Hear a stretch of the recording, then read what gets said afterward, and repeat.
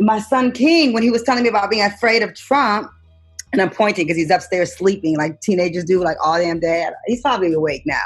But I told him, and I'm just going to tell you what I said because I could talk to my son like this.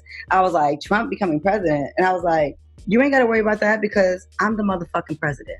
Like, I told my son, I said, this is a matriarchy. I was like, I run this shit. I was like, you're protected. I'm the motherfucking president. He's not in charge of your dreams. He's not in charge of your aspirations. He's not in charge of when we go, when we don't go, where we vacation. He's not in charge of none of this shit. The poems I write, what you feel like doing. That man has no power. So like, I was like, I had to tell my baby that, like, fuck that white boy. Like, he ain't in control of nothing in our house, right? And so that's where I've been rolling. Like, I'm the motherfucking president. And so like, we have to be able to realize, like really like put into fruition, like the things, how we imagine the world. We have to make that the world in our home first, right? So yeah, we can't walk around thinking, well, we slaves. Man, I know I'm clear that I'm a queen. I'm clear that I rock with kings. I'm clear that my children are children of God. Like, I understand this. And when I see indigenous women, when I see African women, when I see women in South America, when I see these women, I look in their faces and I see myself, you know what I mean? I understand, like, I'm connected to such a larger community outside of this country that I happen to be born into, and that ancestors are here with us. Ancestors are here with us, and we're not by ourselves in this. So when people feel like, I'm alone, or we're gonna, we don't have any power. Yes, you do. Like, where's all these spiritual black folks? Where are the folks that say they so spiritual? You know what I mean? Well, tap into whatever God you pray to. Where, if you go there on Sunday, or you at the masjid or Juma on Friday, like whatever it is, talk to your creator and understand that we come from a mighty, mighty people, from different parts of the world, and that those people are still with us, right? But globally connecting young people is really important. That's why I went to Shanghai. My son was with me. He performed. He did a poetry and signed his chapbook for children, Chinese children in Shanghai, and had an exchange and hung out with like my friends, children the whole day, and you know what I mean, and showing him like, listen, you're not just kids, you're just people, and you have a connection, right?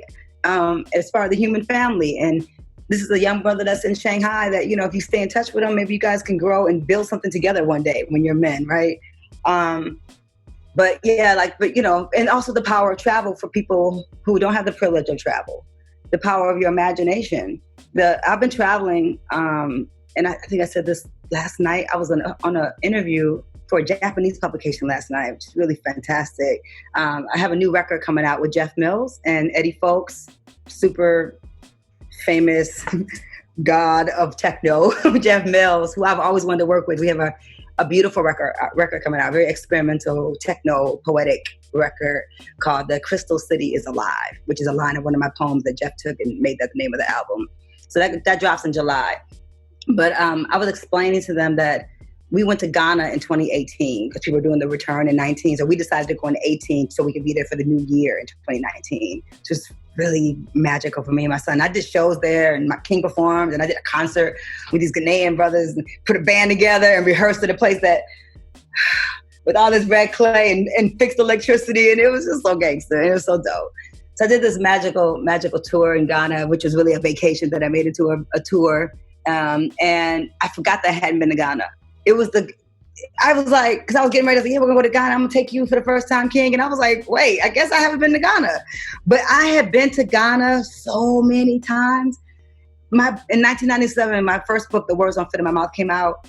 And I wrote so much about the Middle Passage, about the Ivory Coast, about Senegal. Like, I had been to Africa so many times. And I really was like, so going was just kind of like, oh, yeah, transactional. I was like, I need to go because I've talked about the door and return. Maybe I need to walk through it, and I can afford this year, not every year, but this year, Mommy, and we can afford to go. And my son's grant paid for his ticket. So he got to fly first class to West Africa, like spoiled rotten. But his grant, from a grant that he won at 9, it helped him pay for his ticket. And he went and did workshops in Jamestown with like a 75 kid. We thought 30 kids were going to come, like 75 kids showed up to this workshop. And so King, my son at that time, I don't know, was he 12, 11?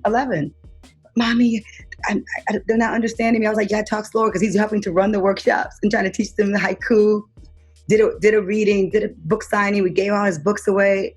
Magical shit. You know what I mean?